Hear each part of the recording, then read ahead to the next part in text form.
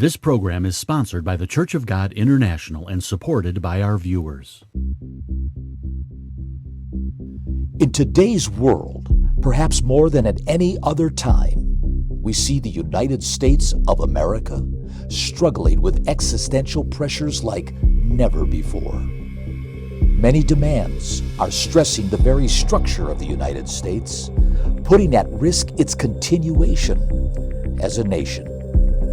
Like Rome, it is being extensively dispersed, spread to unsustainable levels across the many geopolitical obligations it has accrued over the decades. The leadership is perceived by its enemies as weak, without solid policies and economically reckless toward its fiduciary limitations. The United States debt now exceeds $34 trillion, while it continues to disperse revenue to nations around the world that never reciprocate for the help they receive. The United States is also fast losing its identity because its geographical borders are being ignored. Foreign nationals or illegal aliens are actually invading the country, putting American citizens in danger and at extreme risk of crimes and personal injury. Additionally, citizens from enemy nations are coming into the country, causing the FBI to concern itself with terrorist cells that possibly are planning attacks from within. It would appear the proverbial Trojan horse has arrived to take America down from within. So, what is the solution? Will God show mercy and raise the people up to seriously correct these cracks and failings within the political, law enforcement, educational, banking, and scientific and technological areas? Because clearly these areas have been infiltrated by ideologies that do indeed compromise the Judeo-Christian values America was built on. So stay with us as we address these concerns many of us here in North America share today. In times like these, we need the armor of God for the well-being of our families, to help you stand in the evil day. The Church of God International presents Armor of God, a program of biblical understanding. And now your host, Bill Watson. Well, hello there, and welcome to another international edition of the Armor of God. Good to be with all of you once again.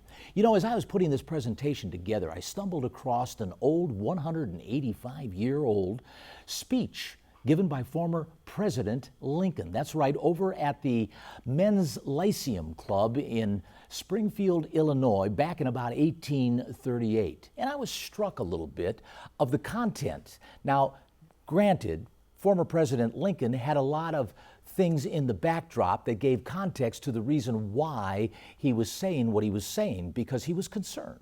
He was concerned about mob violence, and the reason being is because there was a gentleman named Elijah Lovejoy, and he was an anti-slavery guy, an abolitionist, and he had a printing, I don't know if it was a press, but he was putting out papers with stories and articles that were anti-slavery. Well, he was shot in cold blood. 4 or 5 shots by a mob of pro-slavery people and killed dead. And needless to say, the news got around and former President Lincoln heard about it as well and was motivated because of his concern and worry over the fact that he saw mob violence as a potential of disrupting the peace and the liberties and the well-being of the citizenry that is in and around the United States. And this couldn't go on as far as he was concerned, not to mention the fact of the Jacksonian politics, party politics that was beginning to emerge, where it was becoming more selfish in its orientation. And as our forefathers' generation was beginning to drop off, he saw a lot of this division, a lot of this tension growing. And he was concerned about the potentialities of the long-term effects that some of these things he was observing could have on the country. So I wanted to talk to you about similar concerns that I think many of us are sharing amongst ourselves, family, and friends in this day and age that we're living in today, because quite frankly, I think I wouldn't get any arguments from many of you that our country is highly divided, intensely divided over a lot of issues. Same principles, different issues that Abraham Lincoln was facing in his day and age, but same principles of divisiveness being the result that does run the risk, quite frankly, of jeopardizing the peace and liberty of our country. So I want to talk a little bit about that. But before we get into that, let me interrupt myself and to present to you 2 free offers that we have to give to you that will help you to better understand the topic that we're going to be getting into here today. And they are essentially a small piece of literature that you can easily read in one sitting. It's called Is America Waking Up? And a 1-hour presentation that is a request for America to essentially pray. And that's the title, it's partially the title of it. It's called A Prayer Request from God's Church. Very appropriate, especially in light of the tensions and the party politics that we see today. All you got to do is dial 888-578-8791 and request this information. Give us your contact information and we'll get it out to you in a couple of weeks. Otherwise, you can download it right off of our website at www.cgi.org. You'll get both of them immediately because you'll have it. Matter of fact, if you did it right now, you'd have it before the program was over. But both are free and both are there for your taking as you deem necessary. In addition, I'd like to also include a reminder to all of you of our app. This is a free app. You can download it from any of the app stores you're familiar with, like Apple and so forth, and put these right on your mobile devices, your telephone, your iPad, to help you have convenient access to so many of our products that are listed on our website, and it will help you to navigate through our website so much more easily for your convenience to enhance your relationship with Jesus Christ. So one more time, 888-578-8791. Request these 2 free offers that we're offering you today on this program. Is America Waking Up? A small piece of literature that you can easily read in one sitting, like I said, and a 1-hour presentation given before a live audience. It's an appeal. It's titled A Prayer Request from God's Church. And certainly, as I say, a very appropriate request for all of us to consider. So back to this program that we're on, talking about former President Abraham Lincoln's speech there at the Lyceum, and bringing to your attention the concerns that he had with regard to mob violence and party politics, and the fact that it seems today that things are indeed accelerating. Issues are far more intense. People are far more passionate over the differences that they have and hold with other people of opposite opinions. And you may interrupt me and you may say, but Bill, come on. Don't overemphasize this. Don't get hyperbolous on us, because quite frankly, the country has survived, certainly historically speaking, what seems to be circumstances of far greater magnitude and jeopardizing far greater potentials of destruction and collapse in our history. And I cite things such as the Revolutionary War. Here we had a small ragtag group of militia up against the world's strongest military, the British, the Redcoats. And needless to say, it was a tough war. The nation was on the brink of collapse, and yes, admittedly it was, if it weren't for some of the allies that rallied around that ragtag militia.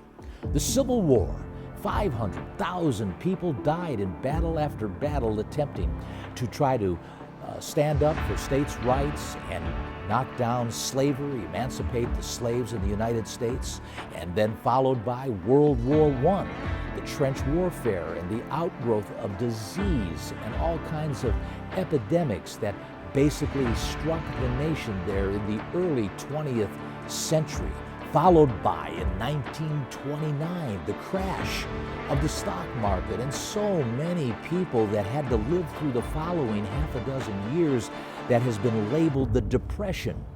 of the 1930s, with unemployment very high. People couldn't get jobs. They ended up in long soup lines with corporations filing bankruptcy and bank failures, and homelessness was on the increase. It was a very, very difficult time, compounded by the Dust Bowls of the West that generated a lifestyle that was later labeled the Okies of all things. And then as coming out of that, we dump into World War II of all things. World War II, especially the surprise attack on Pearl Harbor, where 8 battleships were taken out, hundreds of planes, 2,400 plus people were killed. A major chunk out of the Pacific Fleet was immobilized with that surprise attack, and of which that war emerged into a 2-theater war, one in Europe against the Nazis and the other in the Pacific against the Japanese. And yet, with the help of what you could say our allies, the United States of America was able to come out on top and get treaties from both Japan and Germany, the Nazis, who surrendered to the Allies and the United States. Frankly, you would have thought that the United States would have never survived some of these things that I just mentioned in passing. But today, my friends, I want you to consider something that's a bit different. The size and the scope of the tension on the worldwide scale like never before. Primarily 4 major powers that don't really like the United States. And as you can see, the topic today is the United States collapsing? Because the fact of it is, we have threats now on our country like never before, namely China, a strong Russia, and frankly, a juvenile delinquent in North Korea, and an upstart over there in Iran that continues to poke the eyes of the Jewish people in Israel, threatening them with nuclear power, or nuclear bombs, I should say. So the bottom line is, things are a bit different today. There are threats with the technology and weaponry that we have that create a whole different level, a whole different scope, a whole different scale of speed and destruction from the weapons that we have today, that these countries that I just mentioned, be it China, Russia, the US, North Korea, and the upcoming Iranian people, that could threaten what you could say the peace and welfare and liberty, not just of the United States, my friends. No, not just of the United States, but more than ever, the world. Now, here in the United States, though, I want to focus in on what I'm talking about, because there are some existential conditions that are indeed what you could say very much a part of the threats that are concerning all of us. Let me start out for all of us here with just a few of these existential conditions that I think all of us see and are now beginning to digest as potential threats and potential risks of being able to jeopardize the very country. Immigration. Let's take immigration first. Presently, there are approximately 17 million illegal foreign nationals in the country.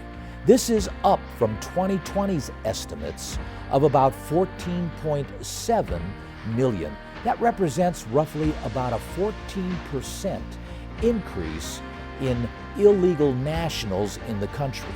Obviously, along with that comes the burden and what you could say the weight of supporting them and costing the American taxpayer approximately around $150 billion a year. And these are very conservative estimates, admittedly. More than half now, that's right, more than half now are coming into the United States, not from Mexico, no longer. They're coming from Asia, They're coming from the Middle East. As a matter of fact, there are hundreds of young Chinese men, single men, not families, not with wives and children, that are coming across the southern border of the United States of America on a regular basis now. Foreign policy. Currently, there's a war, as we all know, going on and being waged in the Ukraine. If the truth were known, and we've mentioned this before on programs preceding this one, that it is truly a surrogate war between, frankly, the United States and Russia. America has pumped in over $100 billion worth of revenue in munitions and weapons to help and support the Ukrainian people to attempt to try and stop and fight back the incursions and, of course, the encroachments of the Russian military.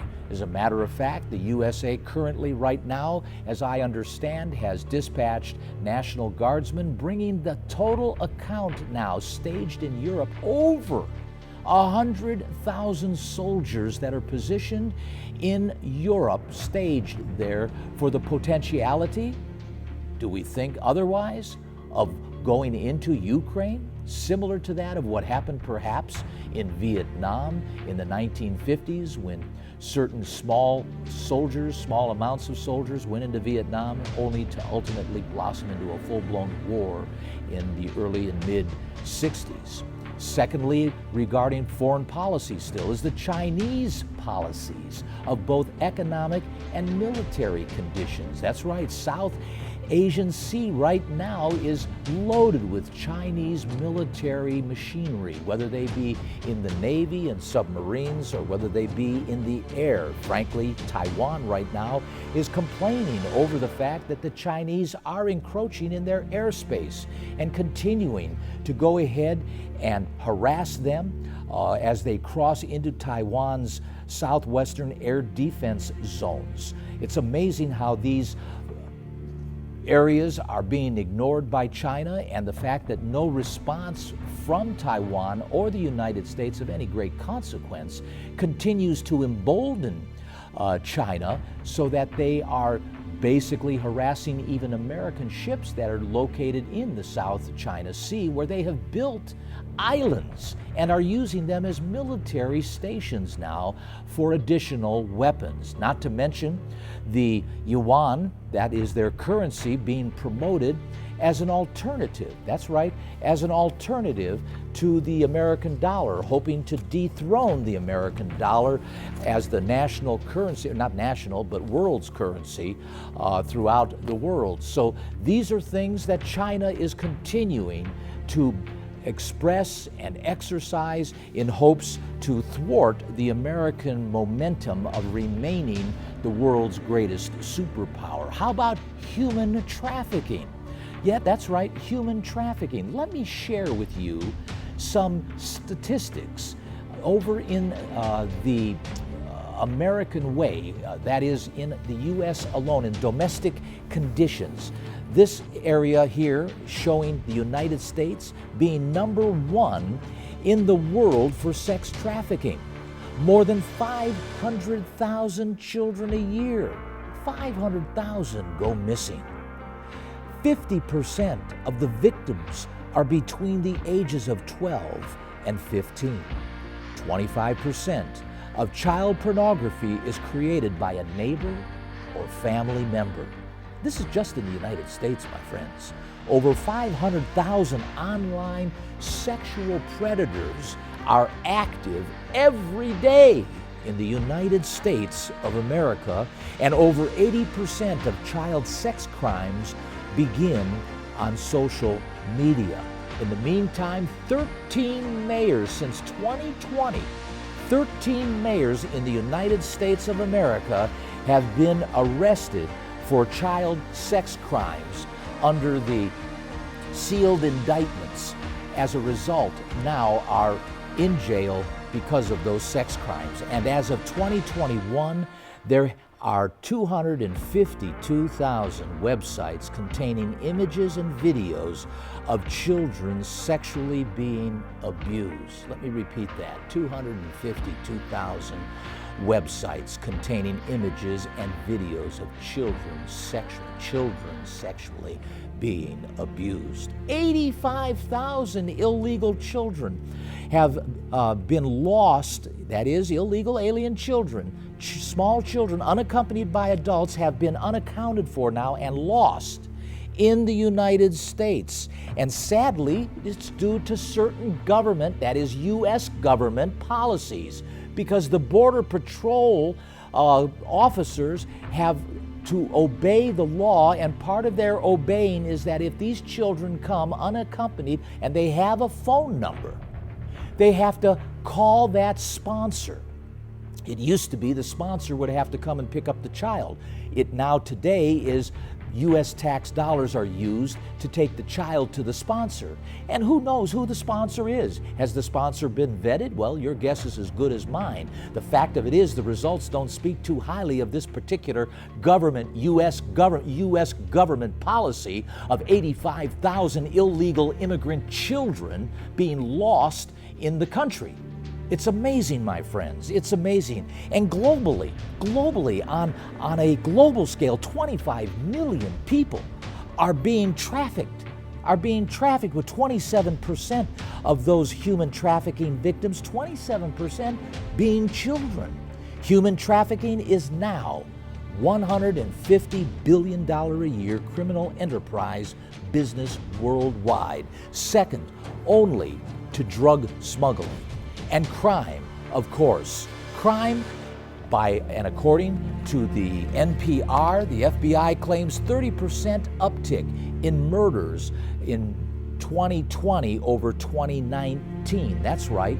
There were in 2020, and this was the latest data that I could get, complete data, there were 396 violent crimes per 100,000 U.S. residents. A violent crime is defined as involving force or the threat of force. Crimes are murder. They are also manslaughter, rape, robbery, and aggravated assault. And property crimes, they're up 1,946 property crimes per 100,000 U.S. residents. Property crimes involve taking property or money without force or the threat of force. Examples are burglary, larceny, or theft. Motor vehicle theft, arson. The FBI defines these crimes as these types or descriptions in describing what they are all about. And the acceleration, of course, of the LGBTQ plus movement. Never have we seen such an open display of mental and emotional dysphoria, from homosexual pride parades to adults allowing their children to attend readings, from transvestites and transsexuals to shameless exhibitions of salacious and lewd, very lewd kind of behavior in front of 4 and 5, 7-year-olds that we see essentially being groomed for more dysphoric, confused, and sexual gyrations that are not appropriate for children, and leadership corruption. Last but not least, I could go on and on about the FBI and the DOJ being weaponized and protecting certain politicians, Weiner's laptop, and of course the Hunter Biden laptop, and so many crimes now with proof that seems to illustrate that there is tax evasion going on in the backdrop. My friends, let me turn your attention over here to Isaiah chapter 1. Notice the description here in verse 4. A sinful nation, a people laden with iniquity, a seed of evildoers, children that are corrupters. They have forsaken the Lord. They have provoked the Holy One of Israel unto anger. They are gone away backward. Why should we be stricken anymore? You will revolt more and more.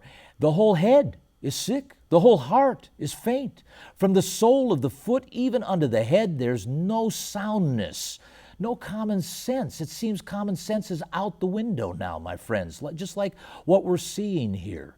wounds and bruises and putrefying sores. They have not been closed, neither bound up, neither mollified with ointment. This pus is still running out all over, unhealed. The hurt and the harm and the wounds are still obvious, and the country is suffering for it.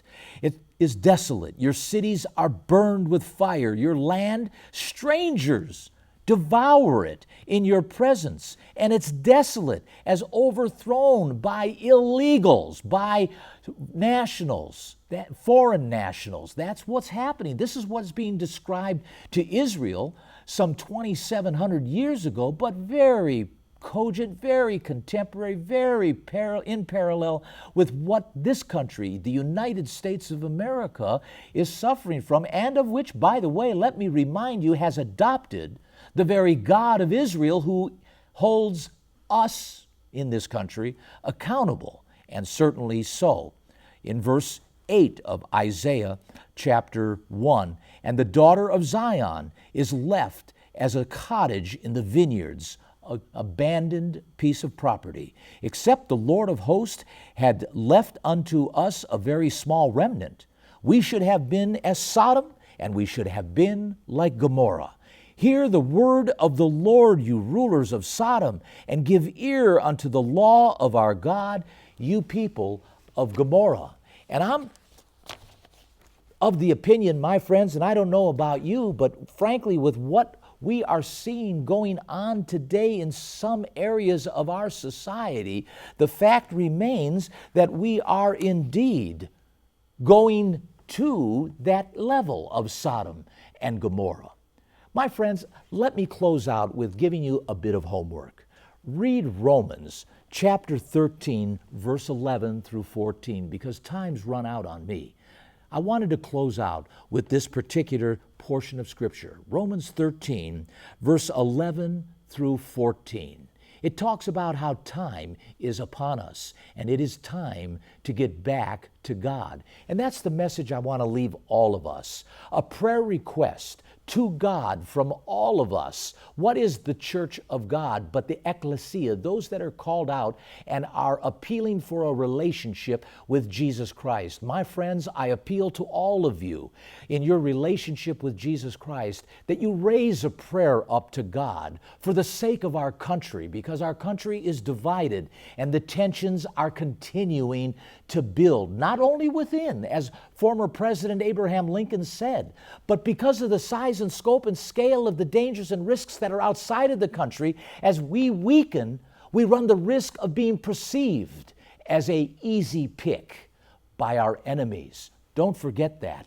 China, Russia, North Korea, Iran, circling as buzzards over a body that is bleeding with open wounds and sores.